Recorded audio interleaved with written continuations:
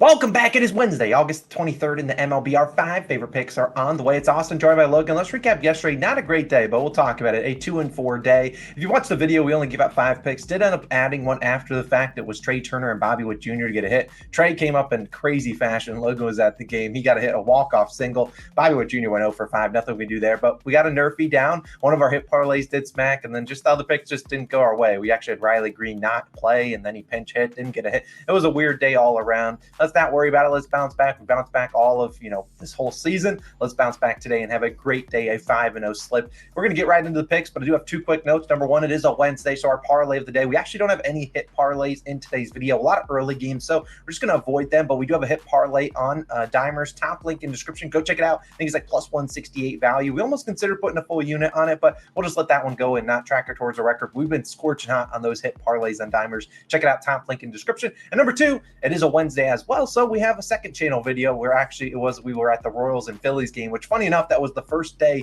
of the Trey Turner standing ovation. So it came full circle where he gets a walk-off single yesterday. So if you want to check out that video, it'll be live at 12 p.m. Eastern time. I'll link it at the end of this video once it is live. But I'm just going to hop right into the plays. I'm actually going to start with the player prop. And we're going to the Toronto Blue Jays starting pitcher today. I'm going to Kevin Gausman, taking us over 17.5 outs, minus 110 on DraftKings. If it says pitching outs, that's exactly what we're taking here. And if people have never bet an outs prop, you can probably bet it on Caesars.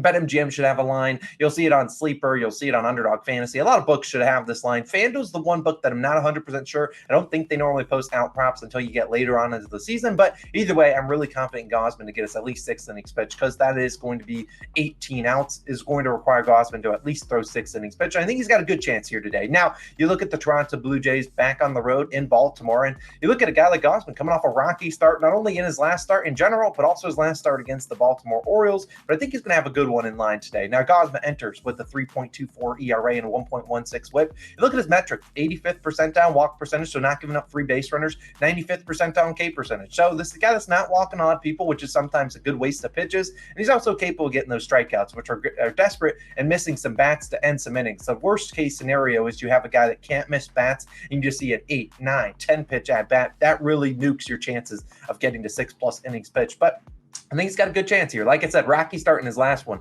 5 1/3, 7 hits, 5 earned runs, I believe 7 unearned runs versus the Phillies. Only 84 pitches in that start. So very low, slow pitch number for him. That was actually his lowest pitch count in the whole season. So I expect a very long leash today, especially given that Jose Kikuchi only pitched about 4 1/3 yesterday, and they had to use 6 bullpen arms, end up going into extras. They need Gausman to come out here, and I think they're going to give him a long leash. He'll throw probably 100+ pitches. I like his chances here. And like I said, Gausman, he's faced the Orioles twice this season. One great start, one not great start. 8 innings pitched, 2 earned runs in one start, 4 1/3, and 3 earned runs in the other start. The Orioles have a ton of plate appearance, 142 versus Gausman with an 18.3 K percentage, 2.289 expected batting average. They've actually hit him pretty well, but he still had a good chance of getting this number. And I don't care if the Orioles get their hits. If they want to go and swing first pitch, I'm fine with that. I mean, they are going to see pitches that they can hit, and they've seen them a ton. So it wouldn't surprise me at all if they are aggressive early in the count, which sometimes works to our benefit, because Gausman could go out there and give up 5 earned runs, but he could still get a 6 innings pitch if the Orioles are swinging early and often at his pitches,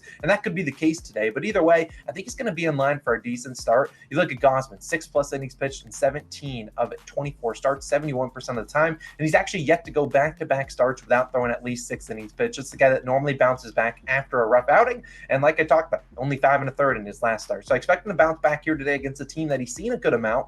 I know the Orioles are going to be a very public dog. A lot of people like to trust them, and look, I root for the Orioles. I love to see them win, but still, I think this is the team that does like to chase early in the count, and maybe they'll give us some easy ground balls, maybe even a double play or two to get Gausman out of some jams. And let's talk about the Orioles offense. Last 14 days, 19th in batting average, 22nd in OPS, 24th in WRC+, and 26th in walk percentage. First right-handed pitchers. Gausman, obviously a righty, not really the best offense versus righties as of late. Obviously, no one can say the Orioles offense hasn't been great all year long, but obviously a little blip in the radar is going to happen. Teams can't stay hot every single game of the season. So obviously we're seeing a little bit of regression here for this team. They obviously could turn it on at the flip of a switch, but I think Gausman at least gets us a chance at 6 innings pitched. I think he has a long leash today. I don't really care how he pitches. I just need 6 innings pitched. That's all we need. 17.5 outs, taking the over. We'll ride with Mr. Kevin Gausman. But Logan, you got a game pick incoming. Where are you going today?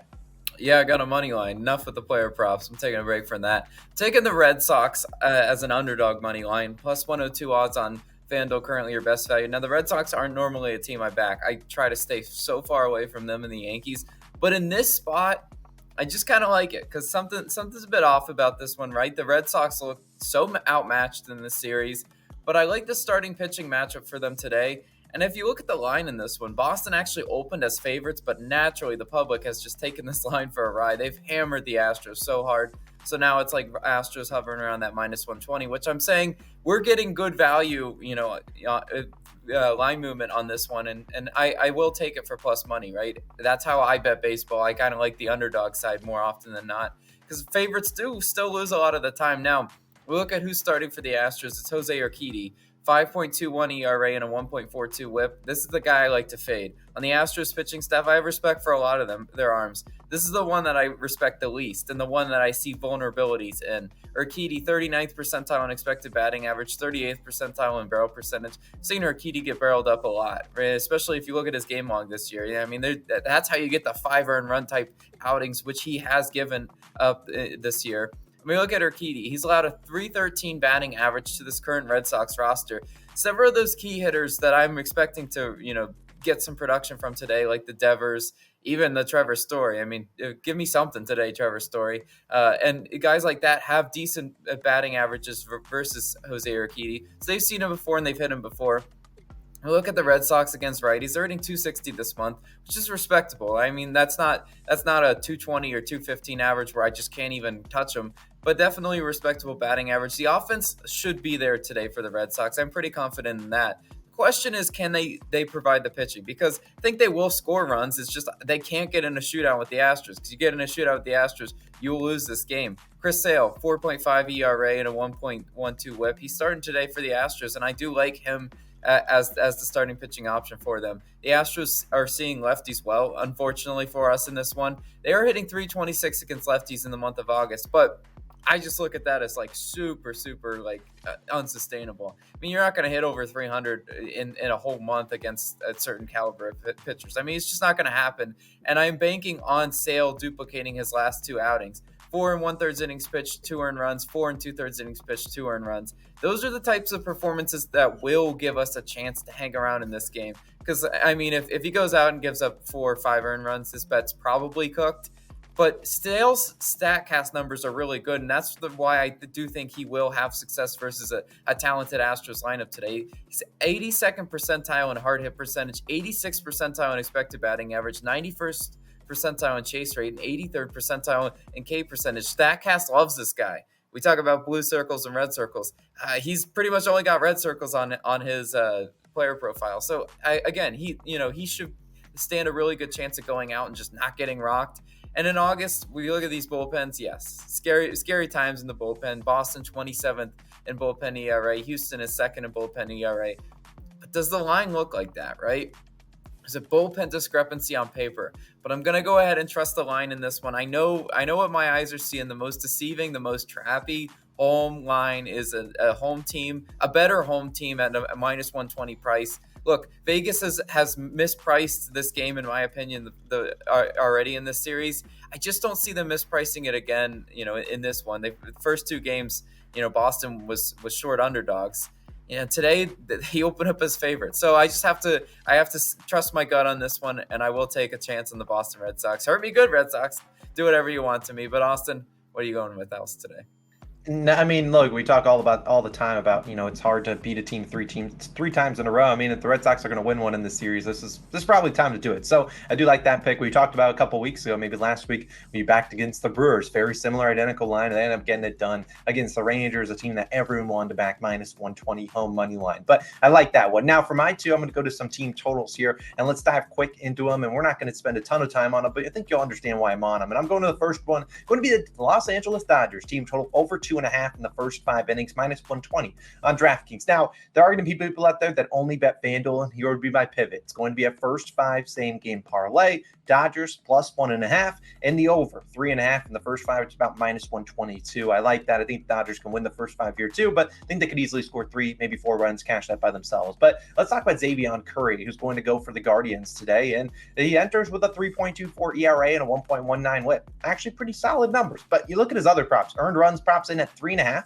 and his outs line sitting at 14.5. So they barely think he goes 5 innings, especially I think he has a chance of giving up 4 earned runs. We're getting a discount here, not only at 2.5 on the first 5 for team total, but we can afford errors. If you take an earned runs prop for Xavier Curry, there could be several errors, and you could go 0 earned runs, but 4 or 5 unearned runs. So I like having the chance for some fluke things to go our way and have a chance here. And we look at Curry; he's not obviously been a starter all year long. In his last 3 starts, he's allowed 2, 5, and 1 earned runs in 5, 5, and 6 innings pitched. Now, the offenses he's faced, not too great. White Sox, Rays, and Tigers. Look, I don't really trust the White Sox at an offense as far as I can throw them. The Rays and Tigers have been better as of late, but 2 very fluky offenses. He gave up 5 to the Rays. Now, you look at Curry. Look at his hard hit percentage. He gives up a lot of hard hit balls. 9th percentile in hard hit percentage, 14th in expected batting average, 14th in expected slugging, 14th in chase rate. So number 1, not missing bats too much. Number 2, he's giving up some hard hit balls, and that's not a great scenario when you get into a hitter-friendly ballpark with some very hitter-friendly weather here today. Now, I would argue Cleveland's very, neutralized, but when the weather's on the side,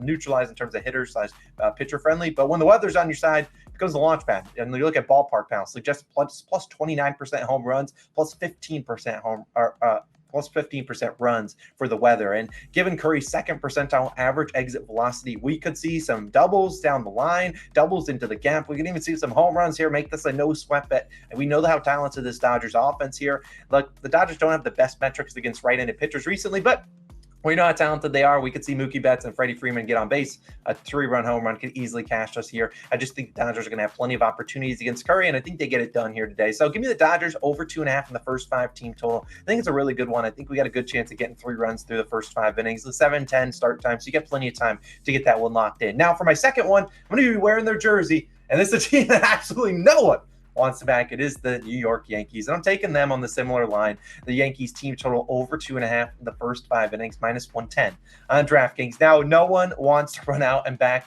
a team that has lost 9 straight games. Yeah, I can't blame them. And who do they got trotting out with the mound to try to avoid a 10th straight game?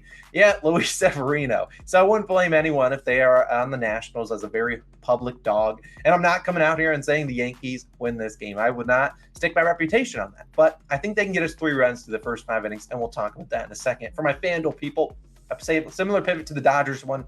I take the Yankees plus 2.5 in the first 5. And I take the over 3.5 in the first 5 as well at minus 135. Severino is probably going to give up a run or 2, and hopefully the Yankees score at least 3 runs, give us a good chance, or give you guys a good chance if you're taking that, first 5 same game parlay. But let's talk about Mackenzie Gore, because honestly, this is a straight fade of him, and let's talk about him. Gore enters with a 4.38 ERA and a 1.38 WHIP. In his last 4 road starts, they haven't been great. 7, 5, 3, and 6 earned runs, and he's coming off actually a very good start. It was at home, 6 1/3, 1 hit, 0 earned runs versus the Red Sox. Look, if you look at his home road splits, his ERA is flirting in the 5-6 range on the road. I'm expecting him to come out here and give up some runs, and so do the Bucks, because you look at his outs prop sitting at 15.5, juice on the under about minus 135. His earned runs prop sitting at 2.5.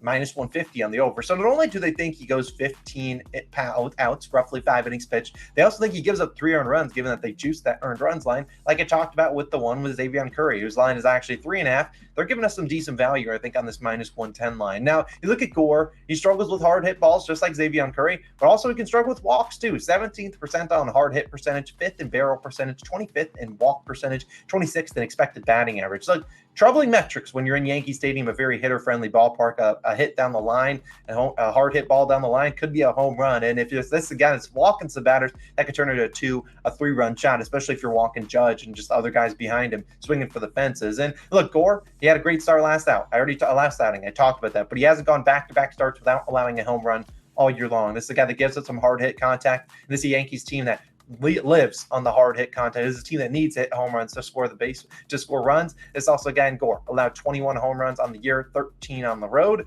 And I know the Yankees offense is a scary one to back. Yes, I understand that. But over the last 30 days, roughly most of August, a little bit of July, Yankees, the best batting average, 348, and the second highest WRC plus at a 161 versus left-handed pitching. I know I was very surprised when I saw that myself too, but I think this is the now or never for the Yankees. They absolutely need to show up. At least the offense needs to show up. No Luis Severino is going to give up some runs on the other side. This offense needs to show up against Gore. I think they have plenty of chances. They probably get a couple base runners on. They just need those timely hits. Maybe a home run, 2-3-run home run could cash us here in crazy fashion. I really think the Yankees offense shows up in this one. Give me the Yankees team total over 2.5 in the first 5. I don't hate their full game over, team total over at 4.5, but If they do win this game, they obviously won't bat in the ninth probably. But the Nats bullpen is very bad. So if Gore only lasts, 5 innings pitched, hopefully they already have 3 runs at that point. But I do think that they'll get us some runs here. But Logan, you know what time it is, baby? Nerfy Nation time. The flags are coming out. We cashed out yesterday. We love to see it. It was a relatively sweat-free one. Did have a runner on third, naturally. We always got to have a runner in scoring position. That's the way to make it fun.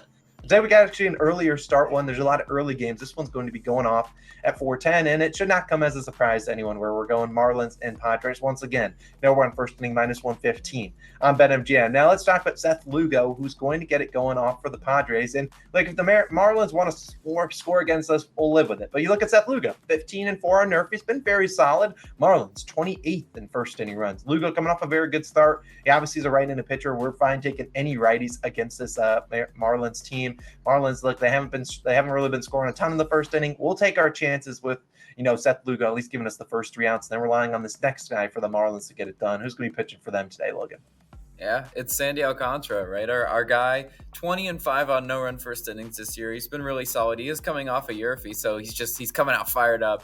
Sandy doesn't like giving up those first inning runs. That's a guy I want to back. Padres tied for 4th in first inning runs. I mean, this is a team that we know in San Diego. They've just strand runners in scoring position left and right. And with an over-under of 7.5 to 8 range, I'll go ahead and take a shot on the Nerfy. Look, yesterday, of course, as you mentioned, the guy in runner in scoring position, Sandy is a really good pitcher at navigating that runner in scoring position and not letting him cross the plate. Nerfy Nation, let's fly the flags again today. Let's absolutely get us a winner. If you look at Sandy's game logs, actually coming off a 3 earned runs, 3 home runs type start. And you look at his game logs, very up and down type guy over the last 2 months. So expecting a good start out of Sandy. We need Seth Lugo to get us those first 3 outs, and we need to wave these flags once again. Of course, those are 5 favorite picks of the day. We don't have a hit parlay in this video, but if you want to go check out our hit parlay and dimers, definitely go check it out. We've been dialed in on those. I think you're actually 7 of our last 10. So go check it out. Links on the screen. When we post our Phillies video, we'll post that on this here too. Check it out. We love you guys. Thanks for all the love and support. Let's have a bounce back day after that 2-4 disgusting day yesterday. Let's bring out the brooms tomorrow. We'll see you guys back in tomorrow. Peace.